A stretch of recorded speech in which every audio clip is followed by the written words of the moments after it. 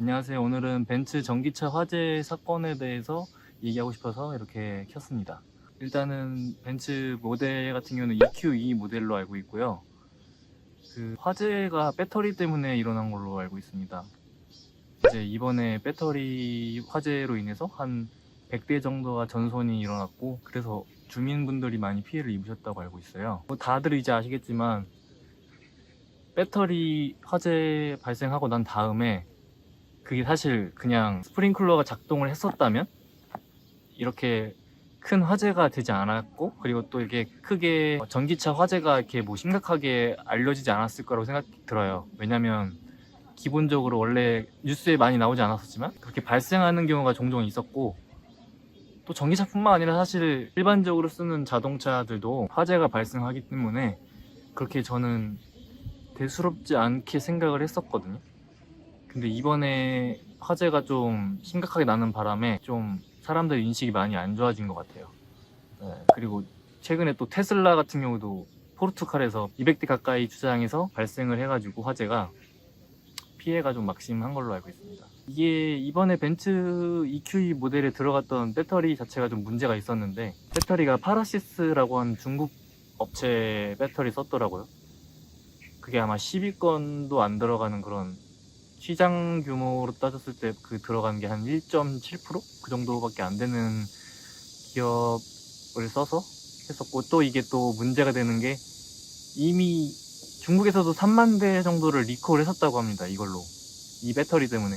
그리고 미국에서도 화재가 발생했었던 그런 배터리고요. 아무튼 이제야 지금 뭐 배터리 실명제다 뭐다 해가지고 사람들이 이제 배터리에 관심을 갖고 있는데, 아무튼 벤츠라는 회사를 많이 사람들이 믿고 그래서 1억 넘게 되는 그런 차를 샀었던 건데, 이번에 좀 많이 실망을 하셨을 거예요. 저도 그렇고. 이 EQE 모델에 들어가는 게 보통 사람들이 예상했던 게 중국 1위 업체이자 세계 1위 업체인 CATL 배터리 샀을 거다 라고 이렇게 추측을 했었거든요. 왜냐면은 그게 벤츠 사장님이 2022년도쯤에 EQE 모델이 나왔을 때 이 모델에는 CATL 배터리가 들어간다 라고 이렇게 말을 했었기 때문에, 그 말과 다르게 이 파라시스 제품을 썼기 때문에 좀 많이 실망을 많이들 하셨을 것 같습니다. 네, 그리고 전기차에 대한 신뢰도가 많이 떨어졌을 거고요. 악재가 좀 더 하나 생긴 것 같아요. 원래도 사실 전기차 시장이 별로 안 좋아서 테슬라 주식도 같은 경우도 그렇고, 뭐 제가 좋아했던 니오 주식, 그리고 뭐 리오토, 그리고 뭐 루시드, 리비안, 예, 이렇게 유명한 업체들이 있는데, 사실상 작년 이후로 주가가 많이 하락을 했습니다. 예, 상황이 많이 안 좋아졌죠. 이게 전기차 캐즘이라고 해서 많이들 이제 들어보셨을 텐데, 사실 저는 이번에 알았어요.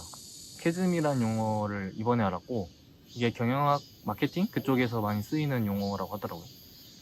뭐 초기 투자 인베스터에 가까운 그런 사람들이 있고, 그 다음에 이제 얼리어답터라고 하는 그런 좀 시대에 좀 빠르게 반응하는 사람들, 거기까지가 이제 한 대략 전체 시장 규모에서 15% 정도 내외가 이제 얼리어답터까지가 이제 15% 정도인데, 지금 제가 알기로 전기차 시장 침투율이, 전체 그 자동차 시장의 침투율이 15% 정도로 알고 있거든요. 그러니까 이제 얼리 어댑터까지는 온 거죠. 이 얼리 어댑터까지 왔는데, 이 이후에 이제 대중화 단계까지 아직 못 갔는데, 그게 캐즘이라는 구간을 지금 지나고 있기 때문에 이 부분을 지금 해결하지 못하고 있기 때문에, 예, 이렇게 많이 어려운 상황인 것 같아요. 그래서 이번에 화재 때문에 좀 사람들이 전기차를 믿지 못하게 되면서, 제가 최근에 봤던 기사 중에 현대차, 기아차 같은 경우는 좀 새로운 모델을 도입을 하더라고요. 엄청 새로운 건 아니고 원래 있던 건데, 이제 기술이 좀 많이 발전해서 이제 좀 가격대가 좀 낮춰져서 좀 합리적이 돼서 이제 좀 진행을 해보려고 하는 것 같아요.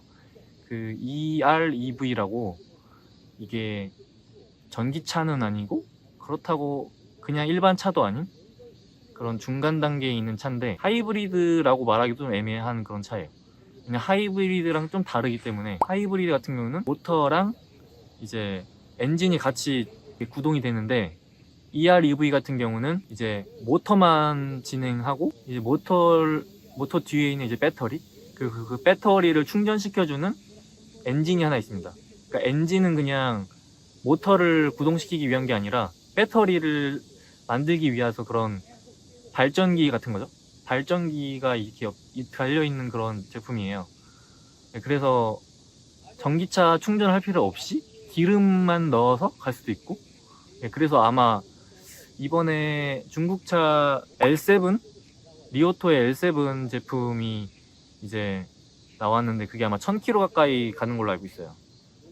원래 기존 전기차 시장에서 500km 정도 내외, 그리고 아마 루시드 같은 경우는 한 700km? 800km 가까이 갔을 텐데, 왜냐면 기술력이 좋아서. 아무튼 그런 엔진으로 이제 전기를 구동해서 그 에너지를 가지고 이제 구동해서 가는 시스템을 적용하겠다는 건데, 나름대로 대안이 될 것 같아 보이긴 합니다. 일단 화재 위험에서 좀 많이 벗어날 수 있는 이유 중에 하나가 배터리 부분이 좀 작고, 그리고 또 어떻게 보면 또 전기차 문제점 중에 하나가 충전이 너무 오래 걸린다 이런 것도 있었잖아요. 근데 충전할 필요 없이 기름만 넣어서 이제 구동을 해가지고 발전기 구동을 해서 배터리 충전시킬 수 있기 때문에 그런 식으로 좀 가는 방향인 것 같습니다. 현대 기아차에서 이제 나오면 어떻게 될지 좀 궁금합니다. 과연 EREV가 성공할 수 있을지 좀 많이 지켜봐야 될 것 같아요. 아무튼 이렇게 소식 있으면 또 이렇게 전달 드리도록 하겠습니다.